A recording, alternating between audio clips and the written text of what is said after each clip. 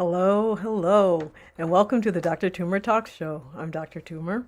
I'm a family medicine community health physician and founder of Total Weight Care Institute. And I talk about all things health, wellness, and weight care related. So if you are interested in those things, subscribe to my YouTube channel and share with friends and family, because right now I have over 300 videos on there with a lot of information about all sorts of things. And with my 30 years of experience, I'm very happy to say this is my 30th year in medicine, and I'm very proud of that. So, but today I want to talk about the 5 M's of metabolic control. And the reason why I want to talk about the 5 M's of metabolic control is because, one, putting it into a nice succinct number makes it easy to remember. But the other is, it is the cornerstone of our health. We talk about all the end things: heart disease, hypertension, blindness, cancer, liver disease, kidney disease, when really the primary, when we go to the cause, the absolute cause of what is happening, it all starts from somewhere. And one of the most common threads amongst all these things, apart from our genetics, is metabolic health. So if you're interested in metabolic health, stick around. If you feel that there's somebody in your family, friends who might be interested, who might need to know about this, please share it with them, invite them to join, and let me know where you're listening from. Tell me your name, introduce yourself, and say hello. It's always nice. So I'm just going to jump right in. So the 5 M's of metabolic control. So what actually is metabolic control? Which is a good question to ask. Like I said, our metabolic status is the cornerstone of for all of our health or ill health or disease. And so managing it is the best way to get healthy. It's our body's mechanism for taking food that we eat and turning it into fuel or fat. And so if you're in a weight loss process, learning how not to make fat is very important. When you want to unmake fat, you need to learn how it's made. If you are in a heart health journey, you want to know what are the things that affect your heart in terms of your cholesterol, in terms of how your heart pumps, and all of the things that can affect your heart. And if any part of your health all comes from your body's taking food and turning it into fat or fuel. So as you can imagine, the energy that you have drives everything else. And our metabolic status is very much affected by our brain and how our brain functions. And so it's all interconnected. It's a reason why we need to look at all of these things. And so that is why I harp on metabolic health so much, and why it is so important for your health. So I just want to say hi to Jennifer. Thank you for joining from Nebraska, I'm assuming. Howdy. So thank you for joining. So why is it important to understand our metabolic status? Well, the disruption of our metabolic status, like I mentioned, is what is the cornerstone of all the issues that we have later. It's what causes all of our end organ disease. So our metabolic status essentially is how our body takes food, turns it into fat or fuel. If our body is very efficient at turning things into fat, then we have all the secondary things that cause problems with fat. So fat in and of itself is an endocrine system, meaning it gives off hormones of its own. And the other, it gives off inflammatory markers. So when you have too much fat in your body, you also have a lot of inflammation. And when you have a lot of inflammation, you have a lot of small vessel disease. And when you have small vessel disease, every single part of your body is affected. That means you're at high risk for dementia, higher risk for heart disease, higher risk for kidney failure, higher risk for infertility, higher risk for liver disease, higher risk for obesity, and a lot of other things. And so that is why it's so important to understand your metabolic status and to address anything that may be affecting that status. Okay? So, well, Jennifer, thank you for your question. I am going to do a Q&A afterwards, so I'm going to come back to your question at the end. So that's why it's so important, because it does put you at risk, especially for inflammation. But how? Why is there a disruption? Well, number one reason why we have disruption is because your genetics meets some type of a trigger. And when your genetics meets a trigger, that trigger then makes your body unable to metabolize things very well. And when it cannot metabolize things, particularly glucose, carbohydrates, our brain doesn't get the right messages, and then our brain doesn't send the right messages to the rest of the body. It doesn't tell the body the important things that need to happen, like, don't make cholesterol. 80% of our cholesterol is made from our own body. It's not just from what we've eaten. So our brain's telling our liver, make cholesterol, when it should be telling our liver not to make cholesterol. But that's what our disruption in our metabolic status does.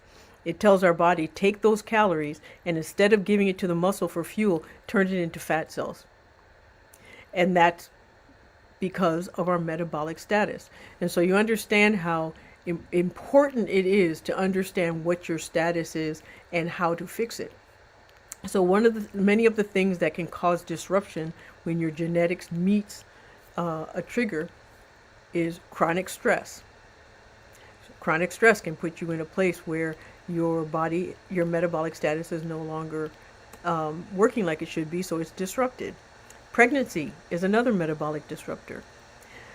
Polycystic ovary syndrome, or PCOS, is another disruptor.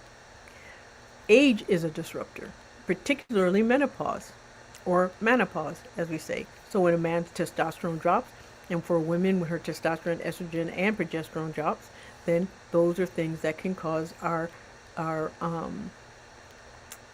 metabolic status to shift. Medications can do that. Steroid use. Certain antipsychotic medications that we use for schizophrenia can cause this.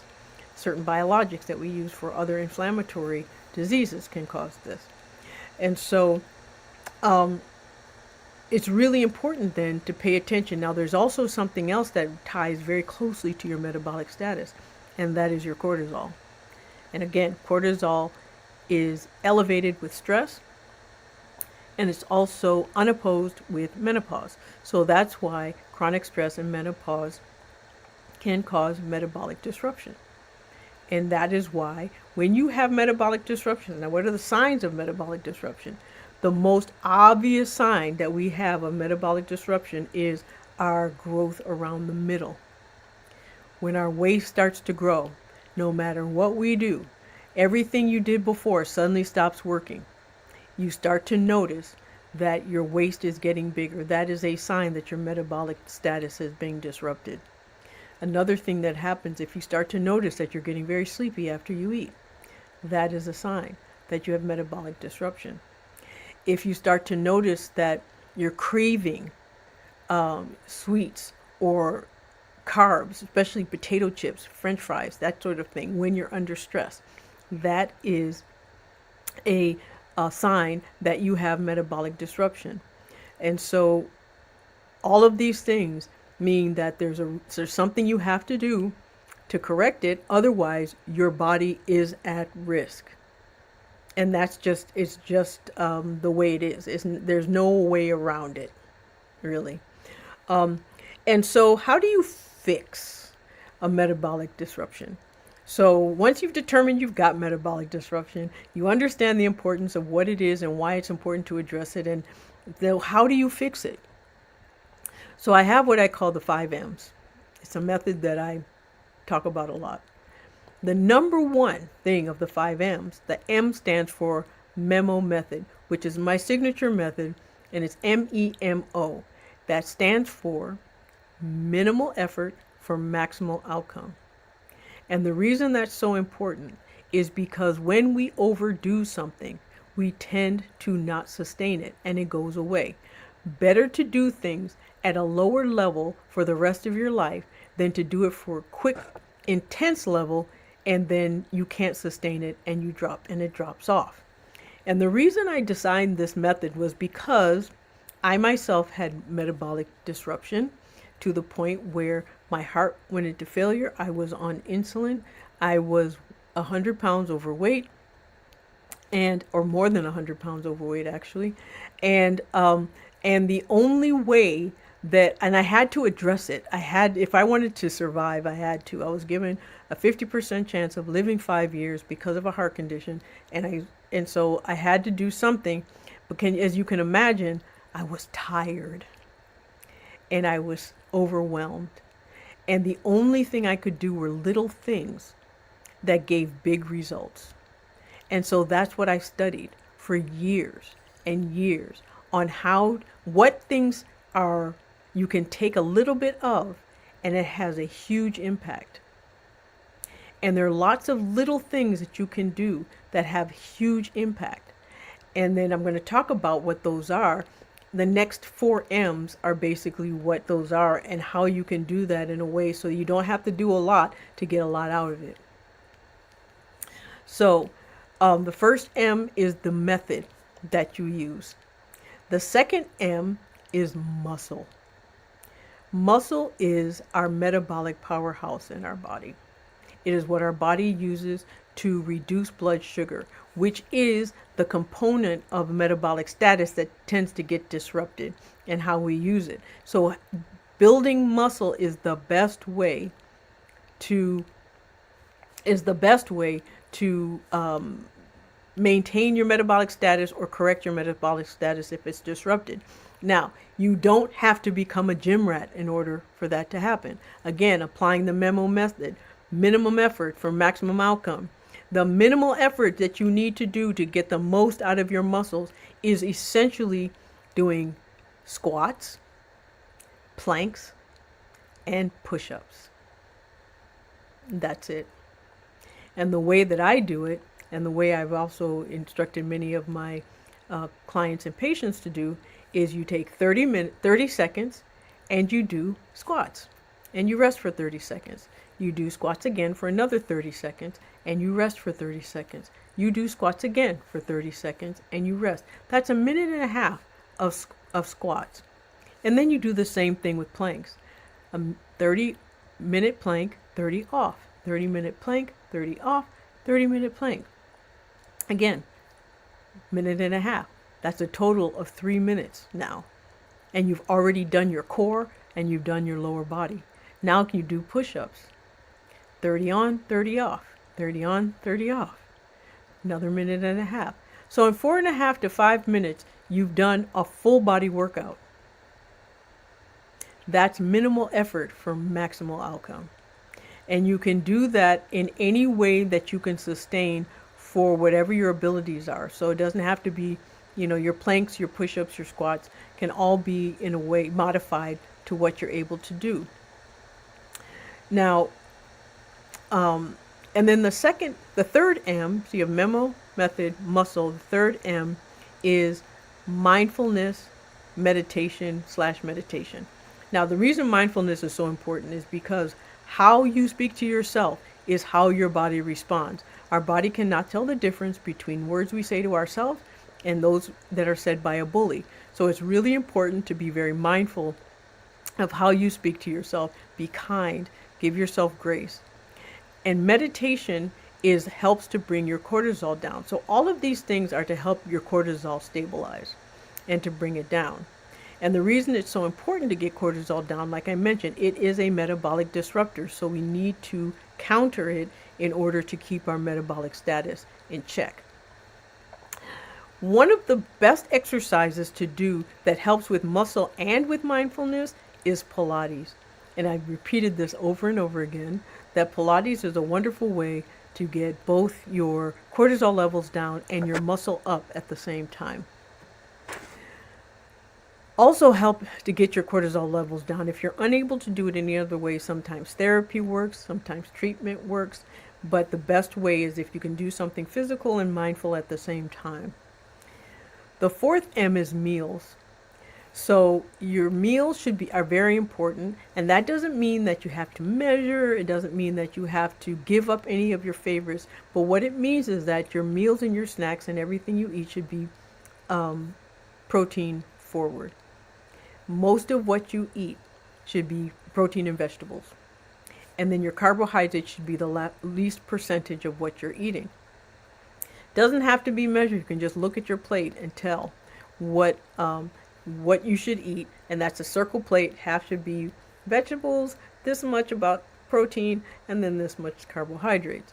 Now, it's important not to give up carbohydrates altogether because your brain needs it to function. And like I said, your metabolic status is a neurometabolic process, and so you have to feed your brain, and your brain functions on glucose. So you still need it. And the other with meals, though, is to not drink your calories and not to drink sugar. When you drink sugar, you're basically feeding the worst part of metabolic disruption. And it's very, very hard to counter the effects of sugary drinks on your body. And so meals include sugary drinks and what you drink, and also staying hydrated. It's very important to stay hydrated. And then the fifth M is medication. There are certain things in our body that when we don't have enough of them, it disrupts our metabolic status. One of those is hormones. When our hormones start to drop, our metabolic status starts to get disrupted. And we know this because we start gaining weight, particularly through the middle. One of the signs of metabolic disruption is stomach middle weight gain. And it doesn't matter if you're overweight or not. If you're gaining in that area, your metabolic disruption is out of whack. And medication can help with that. So hormone replacement, because when our hormones are disrupted, like in menopause, our metabolic status is disrupted. When other medications, so that's hormone replacement is one of the medications that can help with our metabolic status. Antidepressant. If stress, chronic stress, and depression or other mental health illnesses are present, then treating those things are important. And so therefore, taking an antidepressant, taking your anti-anxiety, getting therapy are those things that can help maintain your status. Getting those medications. But the third that I talk about a lot, or the fourth that I talk about a lot, are GLP-1s. Low-dose GLP-1s, microdosing of GLP-1s, can be extremely beneficial for anyone who has any metabolic disruption, regardless of their BMI. BMI is the worst way of determining if someone needs metabolic correction. The percentage of body weight gain is more effective. The hip to waist ratio is more effective. In women, if your hip to waist ratio is greater than 0.85, then you have metabolic disruption. In men, if it's greater than 1, you have metabolic disruption. And so you really want to make sure that if your waist starts to grow, that's what I'm talking about. If your waist is growing, your metabolic status is being affected. And it's important to do something about it. Because your health, your long-term health, your overall health, your longevity is now in jeopardy. That includes your brain.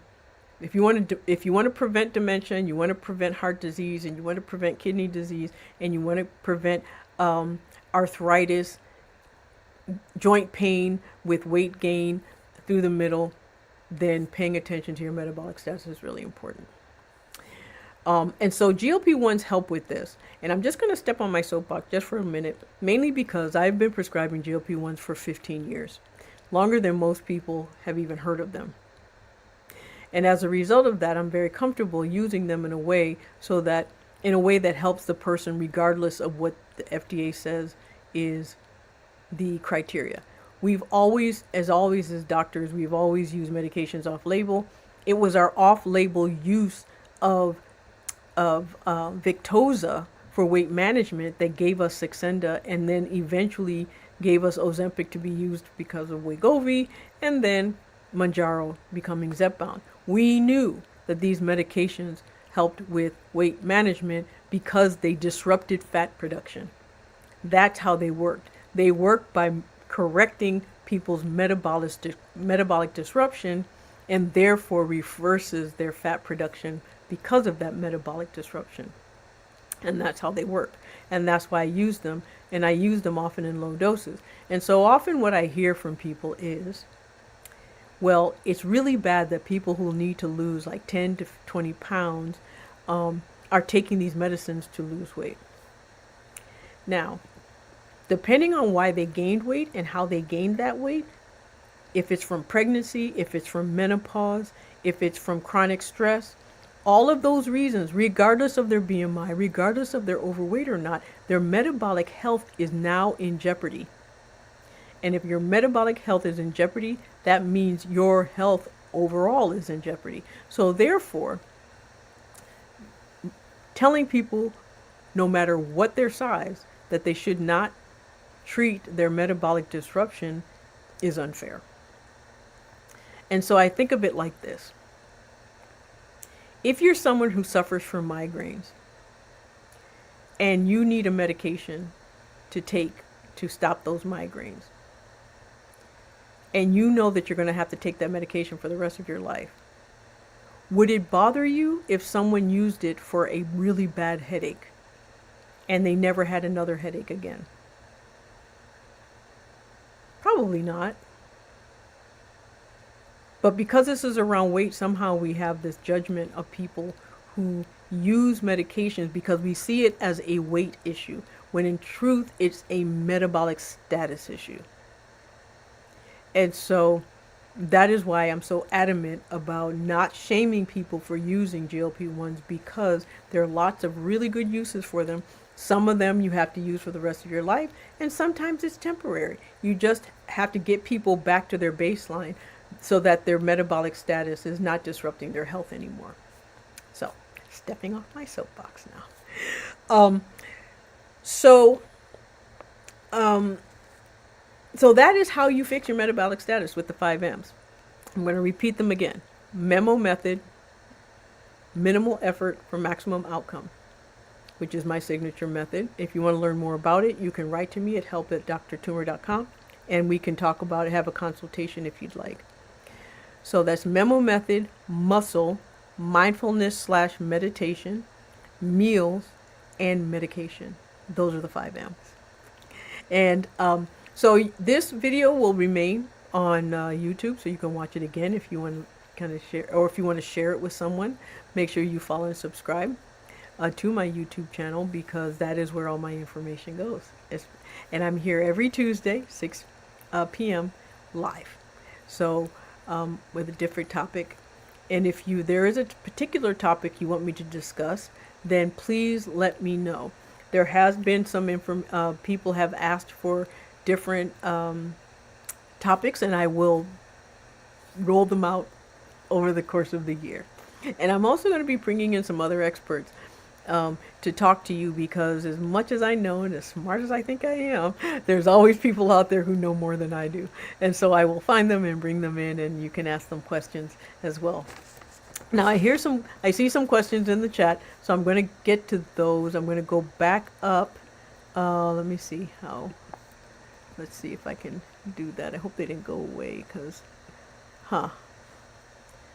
let me see. Important ones for me to find out. Okay. On Facebook by default. Okay. So let's see where I'm going with this. Why wasn't it? It's not letting me. Oops. Okay.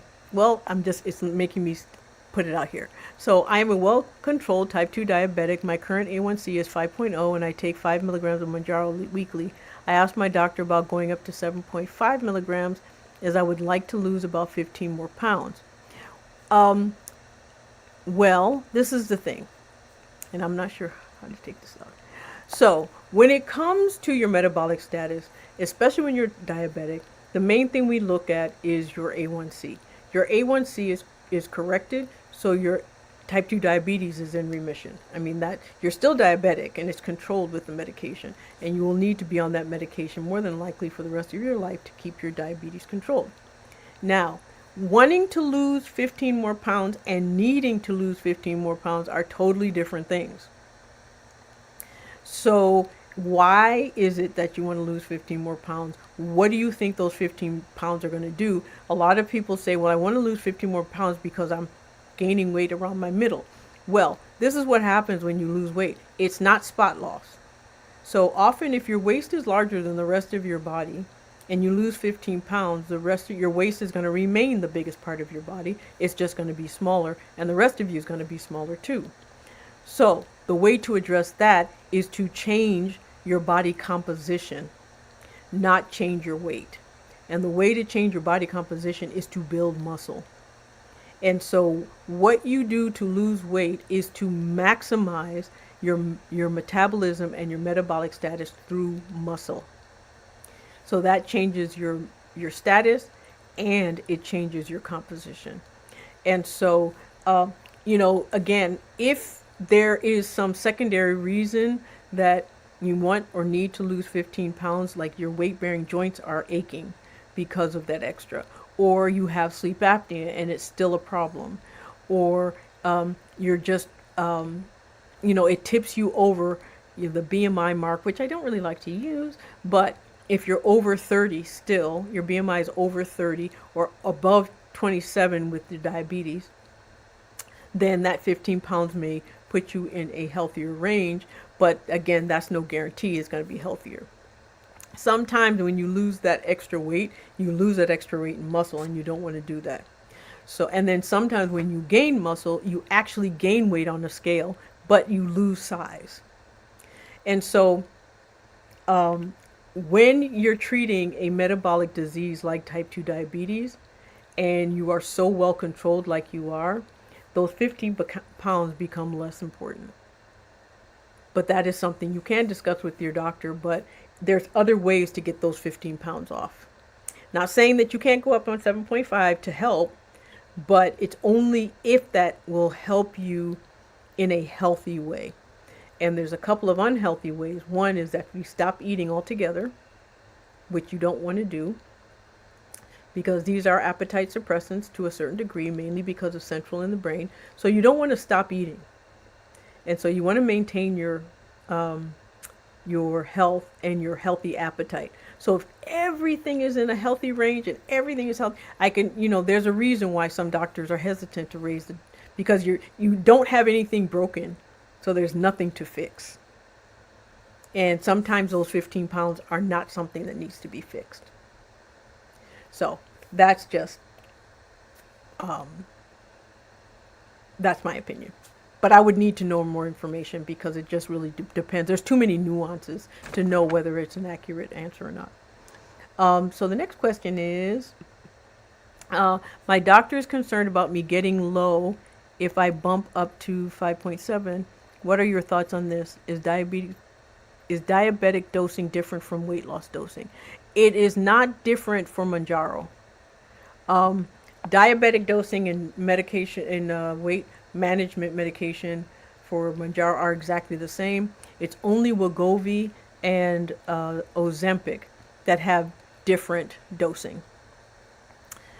Going too low. If your doctor is concerned about going too low, that means you're teetering on normalcy right now, and they're really, again, needing to lose 15 pounds and wanting to lose 15 pounds, two totally different things. And managing your expectation of what those 15 pounds actually will do. Because if it, like I said, I hear it a lot. I want to lose weight because I still have love handles. I want to lose weight because I still have, saddlebags around my thighs. Losing weight's not going to change that. It will just make everything about you smaller, and those things will still be there. So, just being realistic. Now, there was a question from earlier, and I'm trying to get back to it. Okay, here it is. I started using an infrared sauna. I'm going to put this up here.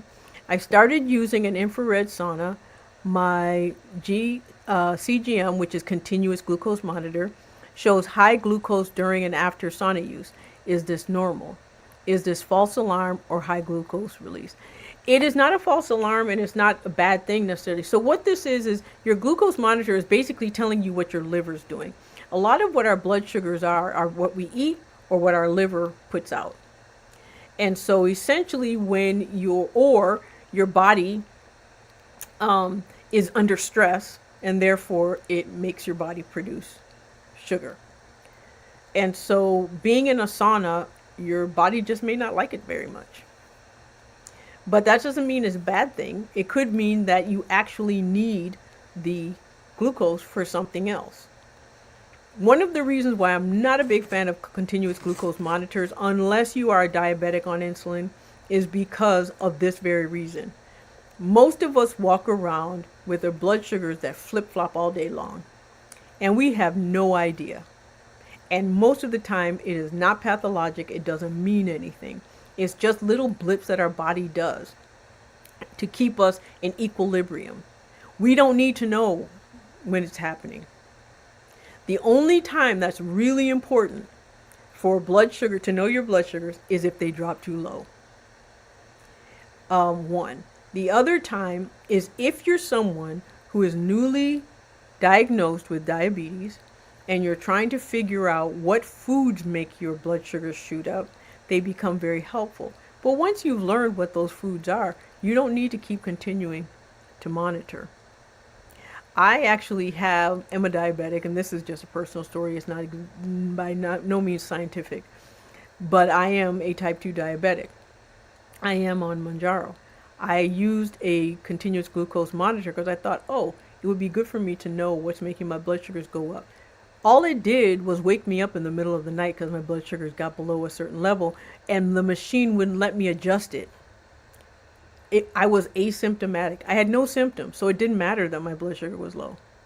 All it did was disrupt my sleep, so I stopped using it. And that's often what happens. We get false readings that are non-pathologic, and the only time it matters is if it's symptomatic. And if it's not symptomatic, then it really doesn't matter.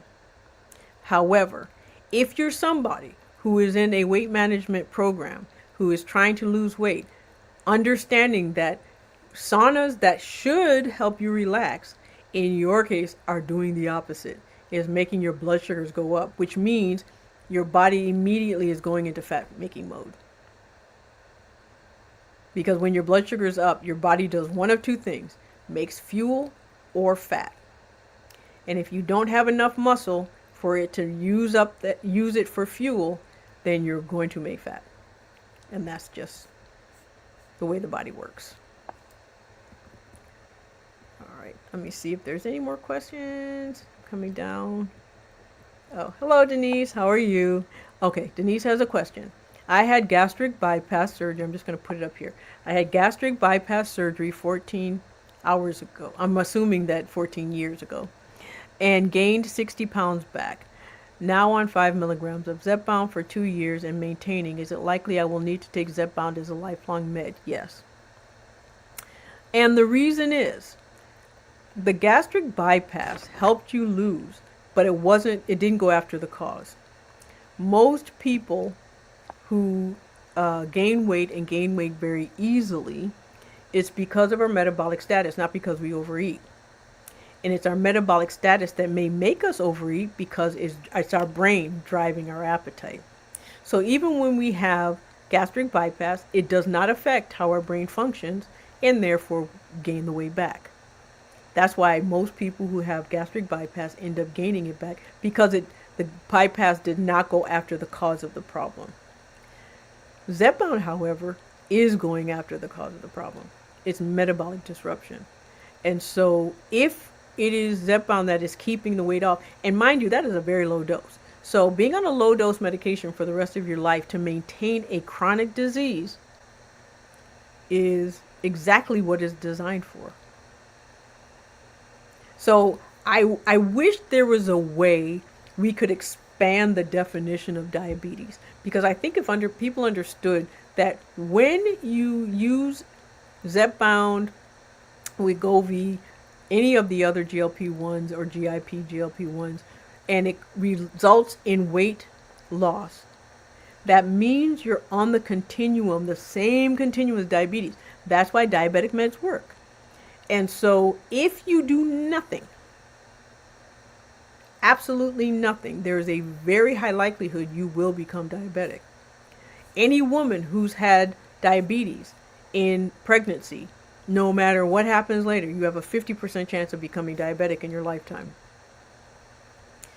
And that's why pregnancy being a disruptor is why many times women have difficulty losing weight after being pregnant. But yes, you will probably need it for the rest of your life. You may not need that same dose. You may not need to take it every week, but you will probably need to take something. The only things that can take over from the medication is muscle and dropping cortisol. It's stress management or cortisol management. And the only thing I've seen in all my years who I've seen do both at the same time is Pilates. And that's not all the time, but it helps. So maybe you might have more muscle and then take less medication. It may mean instead of taking 5, you take 2.5, and instead of taking it once a week, you take it once every 2 weeks, but you'll probably need something unless something else takes its place. And it's most of us, or many of us, like I am a very brittle diabetic. It takes a lot for me to keep my diabetes under control. I don't have enough hours of the day to build enough muscle in order for me to maintain my metabolic status without medication. That's the genetic, cards I have. So, but I understand that. And like I said, these meds are designed to take lifelong. And so I will. Denise M24 says, I agree, I was pre-diabetic and that's why my doctor put me on Zepbound. Exactly. Zepbound, unfortunately, I wish we could use pre-diabetes as a diagnosis as prevention for diabetes. So what your doctor did, essentially, Denise, was prevent you from becoming a diabetic, which has also prevented you from all the complications of diabetes. And so it is absolutely a medication for that. Isabel says, I'm on Zepbound, and I have type 2 diabetes. And that is, if it works, it works. Ozempic is a wonderful medication. I was on it at one point. I switched to Mounjaro mainly because, and this is going to sound really silly, mainly because a drug rep came by and said, oh, this is a better medicine. So I started taking it instead of Ozempic. I do like it better because I don't have any of the side effects I had with Ozempic. But then for every person, it's different. My rule of thumb is,